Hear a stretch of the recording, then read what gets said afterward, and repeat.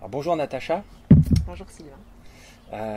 Alors, est-ce que tu peux nous expliquer en fait c'est quoi la méthode MANA?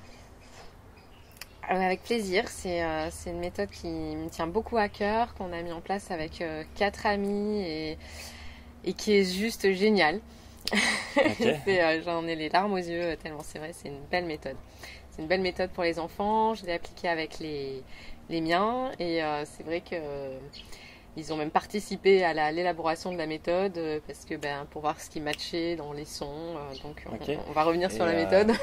Et MANA c'est un truc de ouf, alors c'est un truc génial, mais ça sert à quoi en fait? Alors Mana, c'est vraiment les aventures de Mana. Ce sont des personnages qui vont apprendre aux enfants à lire et à écrire, mais de manière très ludique, dans le jeu, dans l'avancée. Voilà, c'est un conte qu'ils écoutent et en fait ça s'imprègne en eux. Et du coup, ils découvrent les voyelles, après les consonnes, mais c'est plutôt dans une histoire générale. Et, euh, et ce qui est intéressant, c'est que les enfants, ils l'apprennent comme ça, quoi. On leur lit l'histoire, ils Ok. entendent le son. C'est comme un conte en fait. C'est un conte. C'est un conte. C'est un conte qui a l'avantage de venir matcher avec chaque enfant dans sa particularité. C'est-à-dire que nous, on a des enfants très différents, voilà, que ce soit à l'école ou pour les parents qui enseignent à la maison.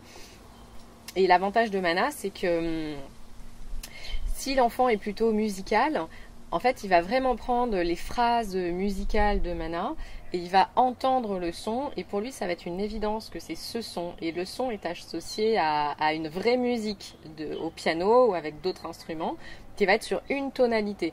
Donc après, toute cette tonalité, elle va toujours être là quand le geste lié à ce son, alors c'est un peu compliqué ce que je dis, mais Ouais.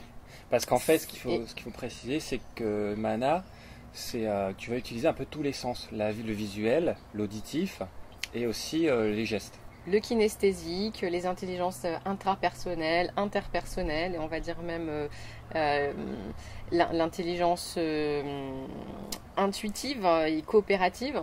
Donc dans Mana, on va matcher avec toutes les intelligences qui caractérisent l'être humain, qu'il soit petit ou grand. Et en fait, ces intelligences, on les a pas tous au même niveau chez chacun d'entre nous. On va les développer, il y en a qu'on va plus nourrir, avec lesquels on va plus euh, mémoriser. On a un geste de mémorisation qui va peut-être plus se faire, moi, sur l'auditif. Je suis assez auditif, je suis aussi visuel. Tu me mets des beaux dessins et tu me fais des jolis discours, mais qui riment. L'auditif, c'est pas des choses qui s'entendent bien, qui sont jolies. Là, j'ai pas forcé, j'ai tout appris. Comme d'ailleurs, on le sait très bien, les enfants, on les fait chanter. Pourquoi? Parce que quand on les fait chanter, Ils il retiennent y a tout tout qui rentre. en général. Ouais. Après, ils n'ont pas forcément tout compris et associé, mais nous, de toute façon, on va réassocier après avec plein d'autres choses. La particularité de Mana aussi, c'est l'intelligence kinesthésique, qui est vraiment sous-développée dans les autres méthodes de lecture et d'écriture, parce qu'elles sont très en 2D, quoi, sur un livre. Alors, il y a des choses très très bien dans la méthode sur un livre, parce que nous aussi, on a un support livre, faut pas le négliger. Mais c'est vrai qu'il y a beaucoup d'enfants kinesthésiques qui ont une intelligence kinesthésique. C'est des enfants Ouais. qui Donc, besoin de toucher, c'est ça, besoin de faire bouger. besoin de C'est ça, bouger, en fait, besoin hein. de bouger. Ils mémorisent quand ils bougent. Alors si on les fait pas bouger, ils vont rien mémoriser. Ok. Alors ils sont comme ça sur les chaises, tout ça. C'est horrible à l'école parce qu'ils peuvent pas. Mais en fait, quand ils bougent, ils sont un petit peu réprimandés dans le sens, ils mettent un peu d'agitation. Mais en même temps, s'ils ne bougent pas, ils ne peuvent pas mémoriser parce que c'est leur manière d'intégrer l'information. Ouais. C'est comme si le cerveau était bloqué en fait. Le cerveau ne peut pas prendre l'information. Enfin, il va l'apprendre parce qu'ils n'ont pas que ça. Mais pour eux, c'est pas leur dominante. Et c'est tellement dommage de ne pas le mettre en pratique parce que si on les laisse faire le geste, à ce moment-là, ce geste va s'imprimer en eux et tout est réglé. Ok. Donc nous, on a vraiment ciblé sur la lecture et l'écriture. Mais c'est valable pour tout, hein. Mais bon, pour la lecture-écriture, on a mis en place des gestes. Tu peux résumer en une ou deux phrases maximum la méthode MANA. Qu'est-ce que tu dirais? Mana, c'est une méthode de lecture-écriture qui va permettre à l'enfant d'apprendre la lecture et l'écriture à travers tous ses sens de manière très simple. Et ça va venir tout seul. Ça va venir naturellement. Mana, c'est une méthode de lecture-écriture par le jeu qui va s'imprégner chez les enfants. La lecture et l'écriture va s'imprégner chez l'enfant et il n'aura pas vraiment l'impression de le faire façon travail. Ça va vraiment passer par quelque chose, je suis Mana, le personnage est magnifique. Et puis en suivant les aventures de Mana, il va découvrir le monde, il va découvrir plein de choses et en fait il va découvrir des sons et il va découvrir la lecture et l'écriture. Ça va s'intégrer dans un projet, dans un jeu, dans quelque chose qu'il va réclamer. Moi, les enfants, ils réclament la suite. Et même quand je leur fais lire des extraits aux adultes, ils réclament la suite. Ils veulent savoir qu'est-ce qui va se passer après. C'est un peu comme les 1001 nuits, quoi. On veut savoir ce qui se passe encore derrière. Okay. Et donc, à chaque fois, il y a une voyelle, une lettre qui va être introduite. Et la question que je voulais te poser, c'est puisque du coup, tu as créé cette méthode avec 3 amis à toi. Ouais.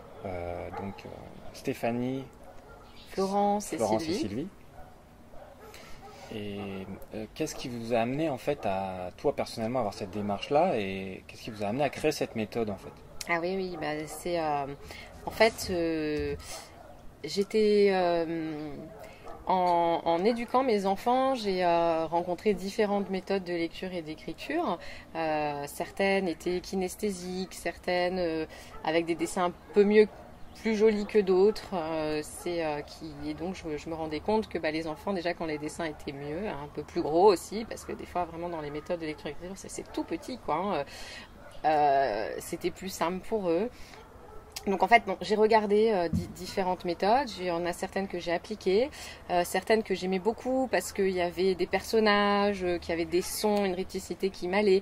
Par contre, au niveau du contenu, c'était pas très... communication non violente. Et on est quand même dans une démarche bienveillante.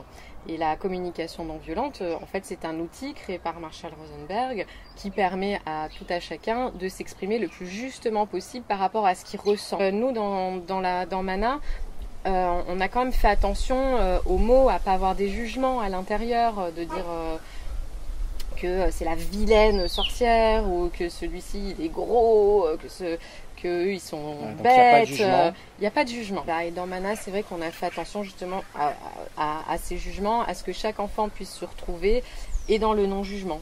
On a essayé aussi de créer des personnages avec des enfants vraiment qui ont différentes personnalités, qui ont différents vécus, qui peuvent avoir des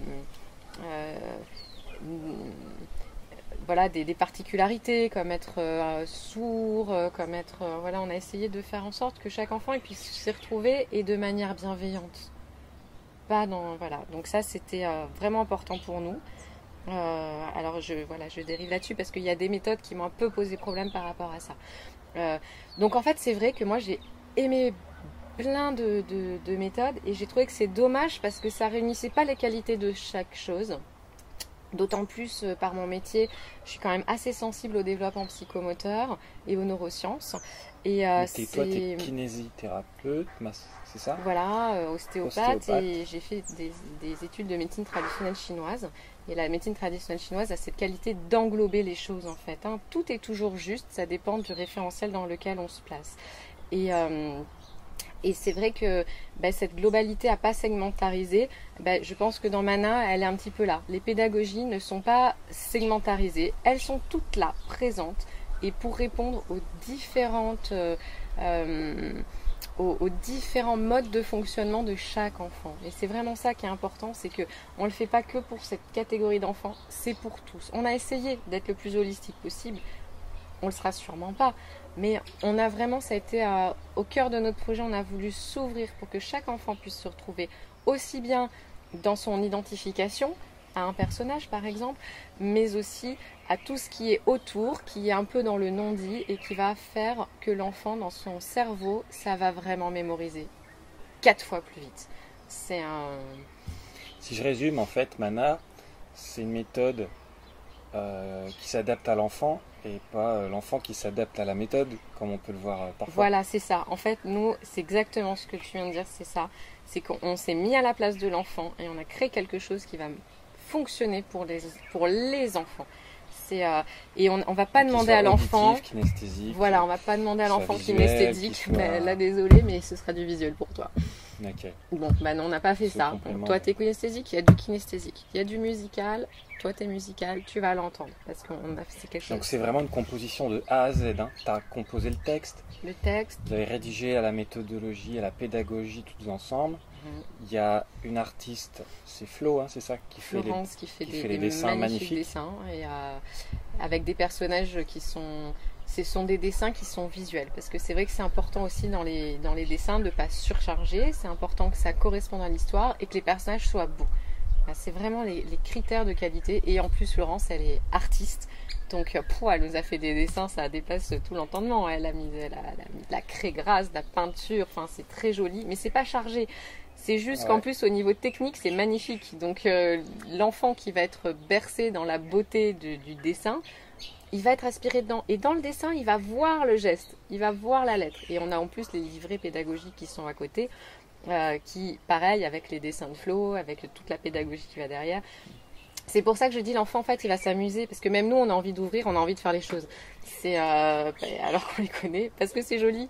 Donc c'est vrai que la beauté du travail, la beauté musicale, puisque Sylvie a composé toute la musique. Je vais t'en parler, du coup, il y a tout un accompagnement musical et qui a été composé au piano. Au piano, donc il y a quelques autres sons, hein, parce que en suivant, quand ils sont à la mer, mais ce qui a été composé aussi dans un but de mémorisation, c'est-à-dire en fait tout ce qui va, par exemple tout ce qui va être de la lignée des A, parce que le A, qui est Anastasia, notre personnage, a une grande famille qui se trouve en Europe, et quand on va être en Europe, on sera sur un Ré majeur. Donc en fait, l'enfant qui est très musical, moi je ne le suis pas forcément. Ouais, l'oreille musicale, quoi. L'oreille musicale, lui, il sait. Il sait que le A, c'est comme ça. Le A, il va amener le C, le que. On préfère dire le son de la lettre que le... Et en fait, après, c'est tout un geste d'écriture où les voyelles et les consonnes ont été rangées ensemble parce qu'elles ont des singularités d'écriture et elles vont ensemble. Ça, c'est Stéphanie qui a fait la pédagogie posée comme ça avec l'écriture. Elle s'est inspirée du travail d'orthophoniste. Et voilà, c'est juste pour nous... Okay. Voilà, ça matche vraiment avec la musique, le dessin, la méthode pédagogique, l'histoire, le voyage, et tout ça voilà, dans une histoire qui est géniale à écouter. Avec une audition qui fait que chaque son il est amené avec un grand champ lexical qui va ramener ce son, et ça a du sens, parce que ça aussi c'est un truc, excuse-moi si tu voulais me poser une autre question. Vas-y. Mais là, mes enfants, je les ai inscrits à un autre cours, et donc de temps en temps, il y a des textes à lire. Et alors, il n'y a rien de plus horrible quand on fait lire un texte à notre enfant qui ne veut rien dire. C'est Lola est allée à la plage hier. Alors, parce qu'on veut du elle.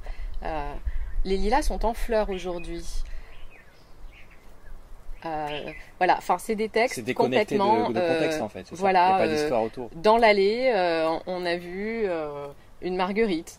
Ça veut rien dire. C'est des choses qui sont mises comme ça parce qu'on a envie d'avoir la sonorité ou la consonne, mais ça veut rien dire. Alors du coup, moi, parce que là c'est des choses des fois que je dois rendre par rapport à mon. Alors du coup, aux enfants, je suis obligée de leur dire, voilà.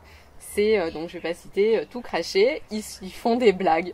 Et en fait, nous, je suis obligée de créer des blagues à partir de ça pour motiver mes enfants à le lire, puisque ça ne veut rien dire, et de dire, non mais t'as vu la bonne blague? Mais alors eux, vraiment, hein, tu crées une ils histoire, comprennent en fait, pas, quoi. Tu crées une histoire rigolote. Et donc c'est vrai que Mana, heureusement, c'est pas ça, quoi. Hein. On a une vraie histoire, on a des vrais récits. Pour l'enfant, c'est quand même facile à lire. Je me décale un petit peu, il y a du soleil.